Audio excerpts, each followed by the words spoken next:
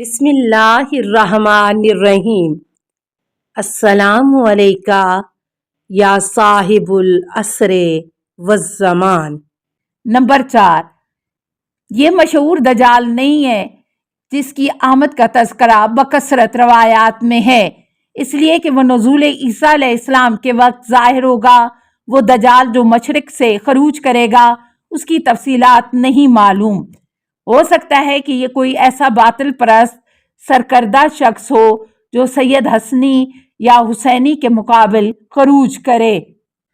روایتی جابر رضی اللہ تعالی عنہ۔ جابر ابن عبداللہ انصاری بیان کرتے ہیں کہ ہم نے حجۃ الوداع میں رسول خدا صلی اللہ علیہ وسلم کے ساتھ حج کیا۔ جب رسول خدا صلی اللہ علیہ وسلم حج اور اس کے فرائض سے فارغ ہو گئے تو خانہ کعبہ کو وداع کرنے کے لیے تشریف لائے اور حلقہ در کو ہاتھ میں تھام کر بآواز بلند ارشاد فرمایا، اے لوگو! اس آواز کو سنتے ہی وہ سارے لوگ جو مسجد الحرام اور بازار میں تھے جمع ہو گئے۔ اس وقت آپ علیہ السلام نے ارشاد فرمایا، سنو، میں بتانا چاہتا ہوں جو میرے بعد ہوگا، تم میں سے جو حاضر ہیں جو غائبین تک اسے پہنچا دیں۔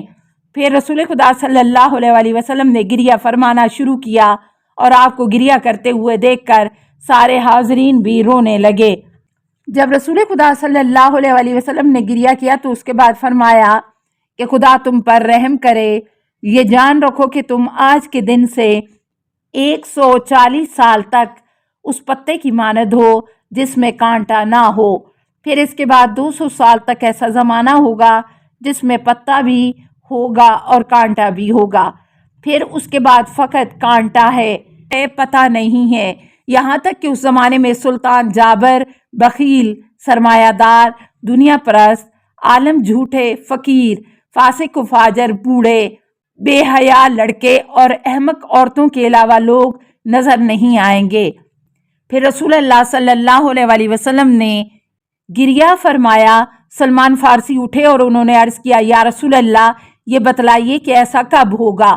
ارشاد فرمایا، اے سلمان! حضرت سلمان فارسی کو مخاطب کر کے اشارہ اس دور کے لوگوں کی طرف تھا جن کا ذکر ہے۔ یہ اس وقت ہوگا جب تمہارے علماء کم ہو جائیں گے اور تمہارے قاریان قرآن ختم ہو جائیں گے اور تم زکوٰۃ کی ادائیگی قطع کر دو گے اور اپنے اعمال بد کو ظاہر کرو گے، جب تمہاری آوازیں تمہاری مسجدوں میں بند ہوں گی اور جب تم دنیا کو سر پر اٹھاؤ گے اور علم کو زیر قدم رکھو گے اور جب جھوٹ تمہاری گفتگو ہوگی، غیبت تمہاری نقل محفل ہوگی اور حرام مال غنیمت ہوگا، اور جب تمہارا بزرگ تمہارے خردوں پر شفقت نہیں کرے گا اور تمہارے خرد تمہارے بزرگوں کا احترام نہیں کریں گے، اس وقت تم پر اللہ کی لعنت نازل ہوگی اور تمہاری امت تمہارے درمیان قرار دے گی اور دین تمہاری زبانوں پر فقط ایک لفظ بن کر رہ جائے گا، اور تم میں جب یہ خصلتیں پیدا ہو جائیں اس وقت یہ ساری بیان کردہ علامات سماج میں پائی جاتی ہیں سوائے ان 3 عذابوں کے جو کہ یہاں بیان ہوا ہے۔ تو سرخ آندھی، مس یا آسمان سے سنگباری کی توقع رکھو، اور میرے اس کلام کی تصدیق کتاب خدا میں موجود ہے۔ اے رسول، کہہ دو کہ تمہاری اس بات پر قادر ہے کہ تم پر عذاب تمہارے سر کے اوپر سے نازل کرے یا تمہارے پاؤں کے نیچے سے اٹھا دے یا ایک گروہ کو دوسرے گروہ کے مقابل کر دے اور تم سے بعض کو بعض کی جنگ کا مزہ چکھا دے۔ دیکھو ہم کس طرح آیات کو بدل بدل کر بیان کرتے ہیں تاکہ یہ لوگ سمجھ سکیں۔ اس وقت صحابہ کا ایک گروہ اٹھ کر کھڑا ہو گیا اور کہنے لگا، یا رسول اللہ، ہمیں بتائیے کہ ایسا کب ہوگا؟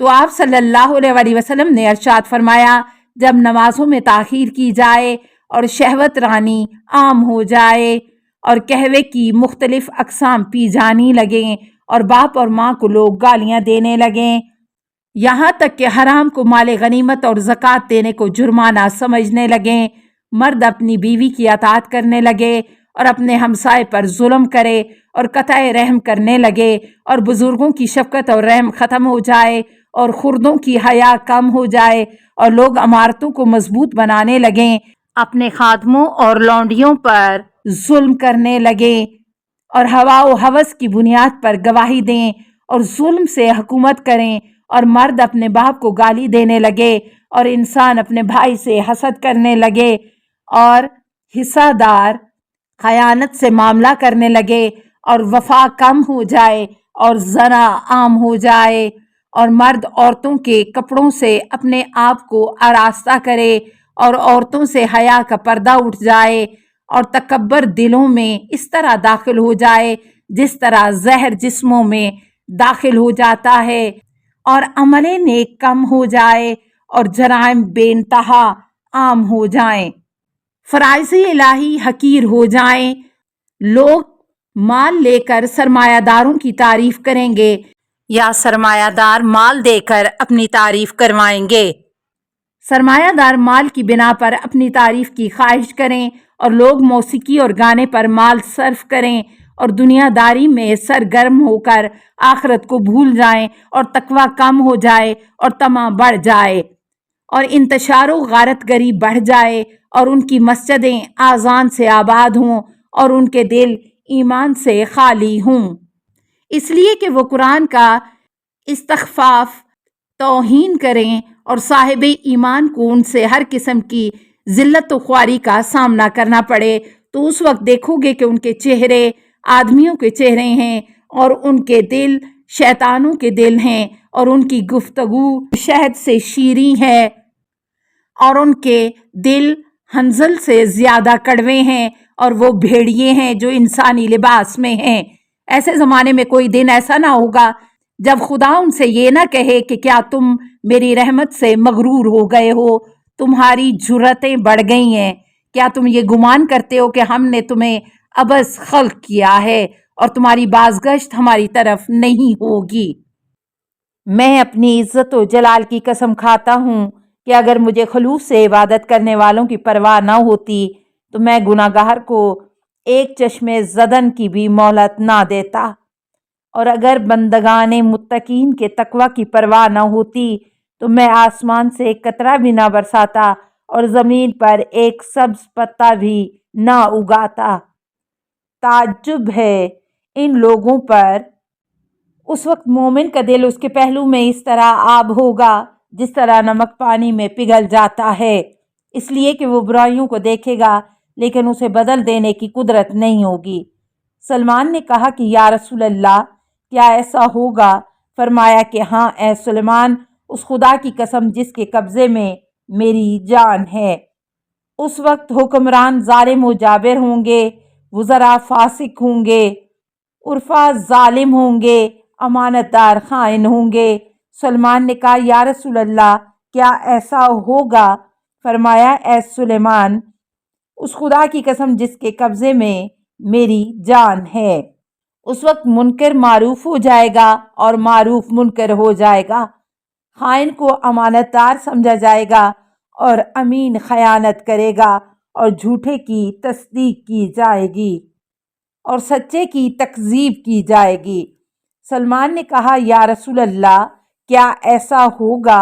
فرمایا اے سلمان، اس خدا کی قسم جس کے قبضہ قدرت میں میری جان ہے۔ اس وقت عورتوں کی حکومت ہوگی اور کنیزوں سے مشورہ لیا جائے گا اور لڑکے ممبروں پر بیٹھیں گے اور جھوٹ بولنا ظرافت میں شمار ہوگا اور زکوٰۃ کو جرمانہ سمجھا جائے گا اور مال خدا کو غنیمت سمجھا جائے گا، اور انسان اپنے والدین پر جور و جفا کرے گا اور اپنے دوست کے ساتھ حسن سلوک کرے گا اور دمدار ستارہ ظاہر ہوگا۔ سلمان نے کہا یا رسول اللہ، کیا ایسا ہوگا؟ فرمایا ہاں اے سلمان، اس خدا کی قسم جس کے قبضہ قدرت میں میری جان ہے۔ اس وقت عورت تجارت میں اپنے شوہر کے ساتھ شریک ہوگی اور صاحبان عزت ذلیل ہوں گے۔ السلام علیکہ یا صاحب العصر والزمان، الامان الامان الامان من فتن الزمان، السلام علیکہ یا خلیفۃ الرحمن، السلام علیکہ या इमाम al-ins wal-जान। अस्सलामु अलैका या मज़हर al-ईमान। अस्सलामु अलैका या शरीक al-कुरान।